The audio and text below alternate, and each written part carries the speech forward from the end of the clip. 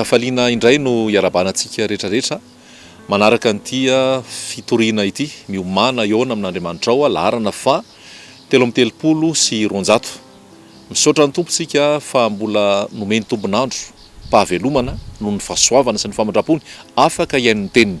Ao anatin'izao minitra vitsivitsy zao dia tena hoe ao anatin'ny fanahy mifantoka anana vonona andray ny tenitsika ary tsy sanatria ho amin'ny fahazarana fotsiny iraisantsika ny teny fa isy fiavoazam-panahy ka eo ampandraisana ny teny dia tena ho fantatritsika hoe marina avy amin'ny tompo izany teny izany, amelombelona anome fiainana antsika mandrakariva ary anomana antsika anamasina antsika ho vonona ho amin'ny fiverenan'i Jesosy Kristy. Misaotra antsika tsirairay avy hatrany ny amin'ny fahatsiarovana am-bavaka.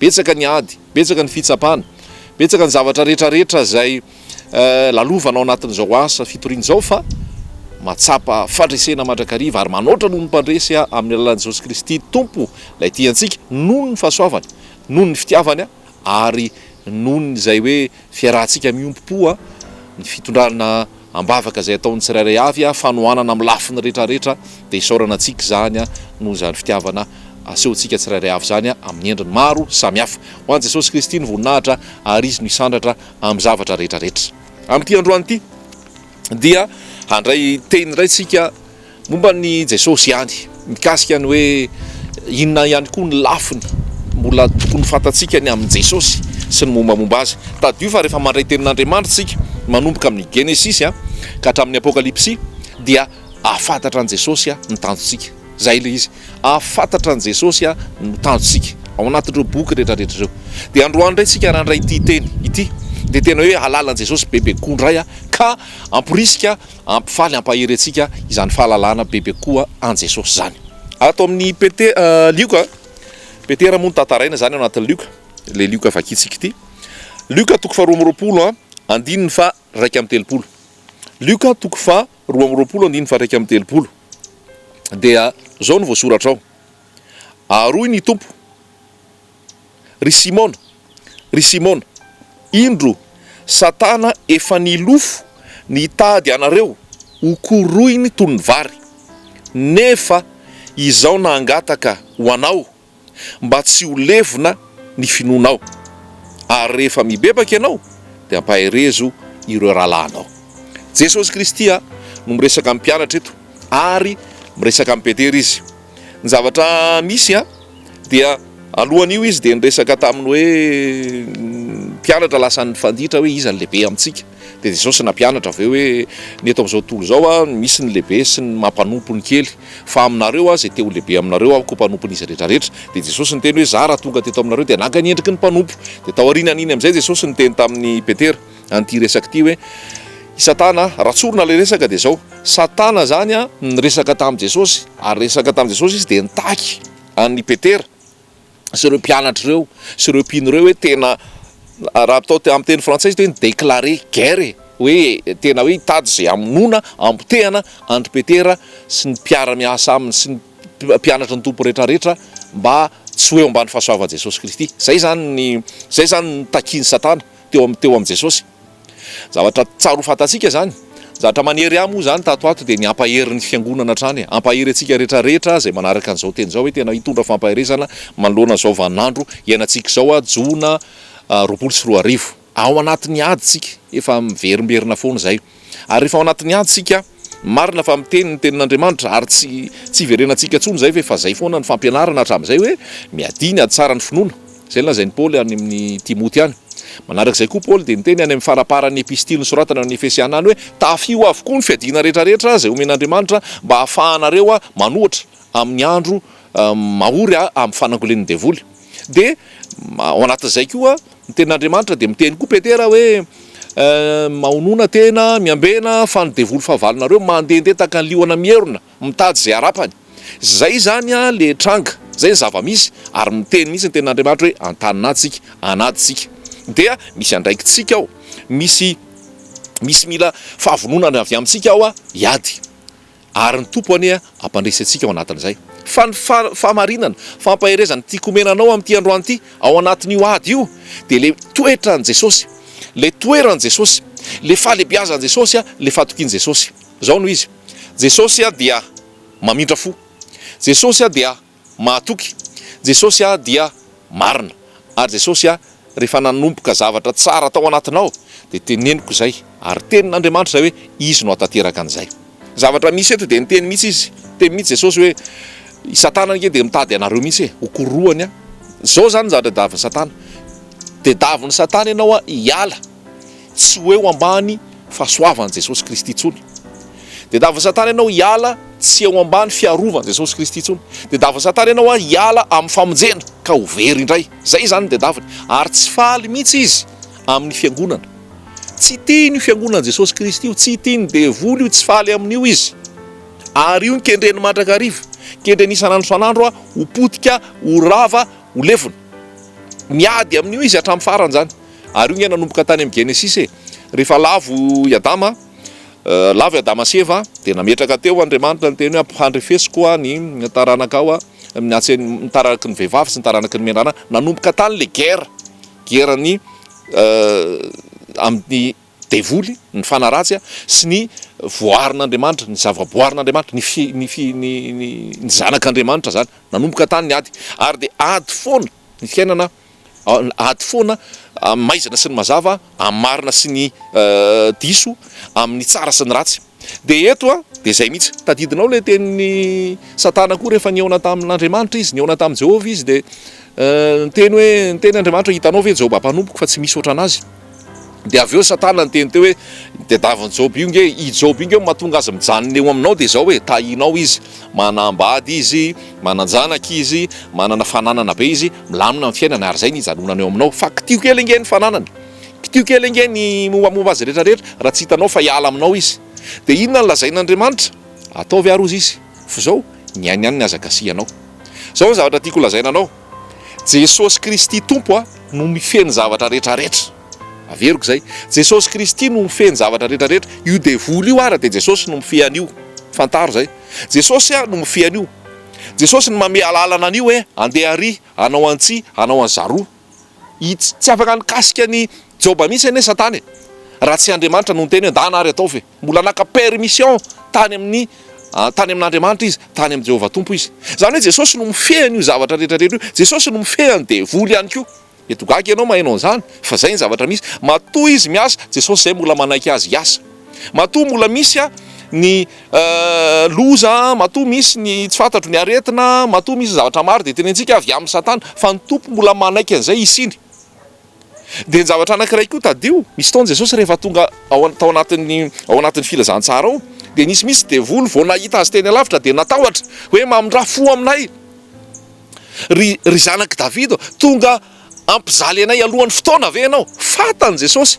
Tsy amin'ny devoly zany mijery amin'ny masom-panahy, tsy amin'iny Jesosy hitany fizikement iny maha Jesosy azy, fa efa hitany tao amin'ny tontolon'ny fanahy tany aloha tany hoe ty le Andriamanitra velona tonga nofo, ty le Messia. Ary vao nahitany Jesosy izy dia tora-kovitra. Dia hitanao rehefa tonga teo izy ao anatin'ny filazantsara any iny le izy nafaka an'le demoniaka dia nangataka tamin'i Jesosy izy hoe mamindrafo aminay, avy alao zay mba andeha etsy amin'iretsy kisoa retsy, retsy andihana kisoa retsy. Niera tamin'i Jesosy koa izy, dia Jesosy niteny avy hoe mandehana ary. Tanao amin'izany ny heran'i Jesosy. Voafehan'i Jesosy io rehetrarehetra io. So dia izay na hoe devoly zany tsy voafehany, devoly zany tsy voateniny, devoly zany tsy voabaikony, voafehany io ary izy mikontrôla io rehetrarehetra io. Fa zao ny zavatra tena mahafinaritra antsika dia zao ho anao zanak'Andriamanitra, maherezy ianao, matoky ianao, miorena amin'ny finoana ianao. Fa eo zay hoe Satana mitady ianao zay ho korohana, ho esorina amin'ny fahasoavana, ho esorina amin'ny famonjena. Zao Jesosy tsy anaiky an'izany e. Jesosy tsy anaiky an'izany. Fitiavana io Jesosy io, mpiandro tsara io Jesosy io, mpiandro ondro io Jesosy io, ary io le mpisorona be. Zay koa ngamba ny azoko ilazana azy raha ty resaka ty, satria mitaky Satana hoe eto ty meo anay ripetera sy ny tarandreo ho vononay. Fa zao no lazain'i Jesosy, zao no tenen'i Jesosy. Jesosy nanao azy, ianao mangina fotsiny dia ianao mipetraka, fa Jesosy efa manao zavatra amin'ny plasinao. Ozy izy impiry Satana no mitady anazy ho korohana, dia ozy izy hoe izao nangataka mba tsy ho levona ny finoanao, izao nangataka mba tsy ho levona ny finoanao, ary rehefa mibebaka ianao dia ampaherezy ireo rahalahinao. Mbola misy fanantenana ny aminao ao anatin'ny ady, ka sendra lavo ianao, ka sendra nianjera ianao, ka sendra tsy nandroso tamin'izay tena hoe sitrapon'Andriamanitra ianao, tsy fantatra hoe inona no mety zatra miatra anao. Zavatra misy koa mantsy rehefa misy resaky fanaovana man'olona na an-telefona na amin'ny mail na zay sisa dia misy ny olona sasany latsaka ao anaty fanamelohan-tena, latsaka ao anaty famoizam-po, latsaka ao anaty tsy fandrosoana intsony, dia mieritreritra hoe tsy havelan'i Jesosy intsony, mieritreritra hoe tsy ho voavela eloka intsony satria nanao an'ity tsy nanao an'zaroa.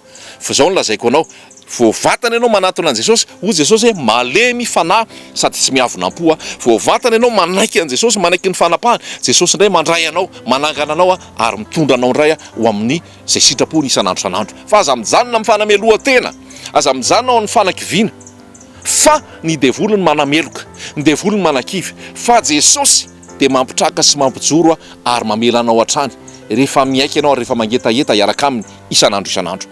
Tadio koa any amin'ny Luka any, raha diso Luka toko 10 izay amin'ny 2:30 rehefa naniraka amin'ny mpianatra Jesosy dia nanome fahefana. Dia rehefa miverina avy any ny mpianatra dia faly izy hoe tena nandevoly ary roasina Jesosy dia manaika. Dia izao no lazainy Jesosy, hitako Satana ozy nilatsaka avy any an-danitra ohatra ny varatra. Zany hoe io herin'ny devoly io tsy azontsika tsinitsiny aviny io, ohatra ny varatra hoy Jesosy. Saintsainy zany varatra zany, jereva zany hoe resaka varatra zany. Fa zay nazo fikajiany Jesosy an'io. Ka izaho sy ianao amin'ny manofo sy amin'ny mahisika fotsiny an'io tsy haresy, tsy hatohatra ny Satana zany tsika. Fa i Jesosy ny eo anoloantsika. Ary aza miankina amin'ny fahalalanao, aza miankina amin'ny fahaizanao, aza miankina amin'ny herinao, fa miankina amin'ny Jesosy Kristy. Dia hoy Jesosy hoe hivavaka mba tsy ho faty ny fononao. Hivavaka mba tsy ho faty ny fononao. Tena hoe misy an'izay fitiavan'i Jesosy zay. Ary raha mitohy tantara ity raha iresaka ny Petera tsika, dia mamaky ny tantara tsika avy eo any amin'ny Jaona toko 1:20 any. Le rehefa avy nitsangana tamin'ny maty Jesosy dia niseho tamin'ny mpianatra, tsy tadidiko izay na niseho fanonteny angamba nisehony tamin'ny mpianatra, dia ry Petera le niteny hoe za andeha hanarato, dia andeha hanaraka anao koa zay hozy izy. Dia tamin'iny fotoana iny tsy nahazo trondro mihitsy izy. Dia nisy fotoana Jesosy nitsangana teo alohan'ny zareo teo, dia niteny hoe rakizy manako hoanina va nareo. Dia niteny izy hoe tsy nisy trondro mihitsy nandritry ny alina. Dia hoy Jesosy hoe alatsao eto amin'ny sisiny eto ny arato. Nalatsa ny arato feno trondro tao, feno trondro tao. Dia hitan'ny Petera iny dia lasa izy nitsoaka dia nanatona an Jesosy indray. Tadidio ato amin'ity Luka toko 2:20 ity, ny lokaloka misy Petera hoe za na ho faty ara, za na ho any hatramin'ny maizina ara, za Jesosy tsy handahanao zany. Tena hoe teo ambava teo mihitsy zany hoe netika fanapo. Fa Jesosy nalala ny zavatra ho avy. Hoy Jesosy hoe raha mbola tsy maneno akory ny akoho dia efa handahana ianao. Raha tsy mbola misy akoho maneno anio dia andaha intelo ho tsy mahalala ianao. Mbola tsy misy akoho maneno akory dia fintelo mandaha anao hozy Jesosy. Tsika milokaloka, tsika miteny, tsika ny mametoky an Jesosy. Jesosy mahalala an'ilay ao aorianao. Petera ke tena nilokaloka niteny mihitsy teo fa Jesosy nalala ianao nge andahana intelo anao mbola tsy maneno akory ny akoho. Nandahan Jesosy izy. Tsisy zavatra tena mampalahelo tsy mandatra an Jesosy ary tsisy zavatra fahotana ohatran'izany hoe mandahan Jesosy zany. Nefa jerevo ny faharim-pon'i Jesosy, jerevo ny famindrapon'i Jesosy fa nitsangana tamin'ny maty izy dia lasa izy andeha hitady amin'ny Petera indray tsy namelany Petera fa lasa na izy nitady amin'ny Petera ary teny ny rano teny izy nahita ny Petera dia nanontaniany moty ava ianao. Somary nitsapa azy ihany Jesosy, tsy satsony Petera aloha. Niteny ihany aloha Petera hoe ianao malala fa ty ianao za ty ianao, mbola nanontany intelo Jesosy. Fa teo Petera vao tonga saina dia nalahelo hoe tompo ianao malala ny zavatra rehetrarehetra. Dia ny konfieny napetraka Jesosy tamin'ny Petera hoe fa any ny ondriko, andraso ny ondriko, fa any ny ondriko. Tsy niala tamin'ny Petera Jesosy, tsy niala tamin'ny Petera Jesosy. Jesosy i Petera no solafaka, Petera no nianjera, fa Jesosy tena teo foana ary nanao zay tsy ampianjeran'ny Petera foana. Ary marina ny tenin Jesosy satria teo amin'ny fotoana iny tena hoe nikoronoana Satana mihitsy tokoa izy ary nandaha izy. Nefa Jesosy tsy namela azy fa tena hoe mbola niratirapy izy zany. Hitanao amin'izany le fahamindrapon'i Jesosy, hitanao amin'izany le faharim-pon'i Jesosy, hitanao amin'izany le are-pahasoavan'i Jesosy. Tsika mo ovintsika nitaky ny tompontsika hoe ny tompo mitaky antsika ho tanteraka. Misy fotoana nefa tsika lavo, misy fotoana tsika mianjera, misy fotoana tsika tsy tanteraka, fa eo le faharim-po sy le famindrapon'ny tompo. Tsy midika akory zany hoe anararoatra ny fahasoavana ho amin'ny fahotana, fa tena hoe tsapanao zany hoe ny herin'ny fahasoavan'i Jesosy zany ary marina ty teneny ity. Mbola te hiteny aminao ahako amaky an'ity Romanina toko 9. Romanina toko fahavalo tia nampaherezana ny fiangonana ty zao ny lazain'i Jesosy ry havako ianao zay nanaiky an Jesosy marina, ianao zay nibebaka, ianao zay nanolo tena ho an Jesosy, ianao zay efa niditra ao am-planiny Jesosy Kristy, de zao ny lazaiko anao, na ny vavahady ny fiainatsita aza tsy haresy anao, na ikiomy hiady aminao daholo ara Satana sy ny firongony rehetrarehetra ka andeha manodidina anao rery ka ianao reriny eo aza matahotra ianao, fa Jesosy momba anao, Jesosy miaro anao, Jesosy mitahiry anao. Vavaka nataon Jesosy eny mahery io vavaka nataon Jesosy ao amin'ny Luka Jauna 7:12 io raha mamaky an'io teny io ianao zafady fa Romanina moa saiko vakitsika fa verina kely eo amin'ny Jauna 7:12 Jauna 7:12 andininy fasivy andininy faraky amby folo andininy fadimy amby folo ny vavaka napetraka Jesosy ao de hoe ray masino terizo ireo, zay ny tenin'Andriamanitra, terizo ireo, zay ny tenin Jesosy, vavaka nataon Jesosy ho an'ny mpianatra, terizo ireo, ary izy tsy niteny ho an'ny reto mpianatra reto ihany fa ho an'ireo zay ino koa ao aoriana, ianao manaraka io zany, ianao mety miadi-tsaina be am'izao alina zao alohan'ny atory, ao anatin'ny ady ny fitsapahana, ao anatin'ny fiemorana, ianao mety ao anaty tsaina be ao anatin'izao andro atoandro zao na vao maraina vao fo hoe tena aiza ho aiza ary aty miaraka am Jesosy, fa za miteny aminao zao ny tenin'Andriamanitra ihany koa ho Jesosy hoe tsy hamono ny lahin-jiro manentona izy ary tsy hanorotoro ny volotara torotoro. Ny tiany tenena am'izay de hoe mety tena hoe tsy haiko reraka angamba ianao zao ampanahy, mety hoe kivy ianao zao ampanahy, mety matsiaro ianao tena hoe resy, mety matsiaro ianao tena zavy molo tiany Jesosy, mety matsiaro ianao zavy de molo andresy, zavy de molo tafavoaka, zao ny lazain'ny tenin'Andriamanitra, tsy hamono ny lahin-jiro manentona izy ary tsy hanapaka ny volotara torotoro. Tiany tenena noho am'izany de zao rehefa namonjy anao izy de mamonjy hatramin'ny farany, izy le nanomboka ny asa tsara ao anatinao no atateraka anazy, fa matoki ianao mitraka mijoroa ary fantaro zay fitiavan Jesosy zao hoe pisorona be Jesosy, pisorona be Jesosy. Toizako ary le teny am'izay ato amin'ny Romanina 7 efa mandeha le fotoana ka efa kaikaiky ny amaranana anazy, andiny faraky amin'ny 30. Inona ary no lazaintsika ny am'izany zavatra zany? Raha Andriamanitra ny momba antsika, iza no atohatra antsika, izay tsy niaro ny zanany lahy fa natolony hamonjy antsika rehetra izy, tsy omeny antsika miaraka aminy, mahay maim-poana koa ny zavatra rehetra. De amin'ny 9:30 iza no hiampanga ny olom-boafidin'Andriamanitra? Andriamanitra ny manamarina azy. Halleloja. Iza ny manamarina? Andriamanitra ny manamarina. Izy olo io ny olom-boafidin'Andriamanitra. Tonga de ka Satana mahita an'io teny io. 9:30 iza no manameloka ny valiny? Kristy Jesosy no efa maty, eny sady nitsangana tamin'ny maty koa ka mitoetra eo amin'ny tanana ankavanan'Andriamanitra ary mifona ho antsika. Lalina be zany tenin'Andriamanitra zany ary mila fantatrao. Jereo tsara ny temps le verbe ampiasaina eto, tsy niteny izy hoe nifona na niteny izy hoe hifona, fa miteny izy hoe mifona, présent zany, présent zavatra ankehitriny. Kristy Jesosy no efa maty sady nitsangana tamin'ny maty, mitoetra ao tanana ankavanan'Andriamanitra, mifona ho antsika. Fa mandeha fampianarana be dia be teto amin'ny omana ny tentsika Andriamanitra de tokana, Andriamanitra de iray. Fa Andriamanitra miasa ihany koa amin'ny endriny maro samihafa. Hitantsika indray Jesosy hoe de mifona eo ankavanan'indray ho antsika.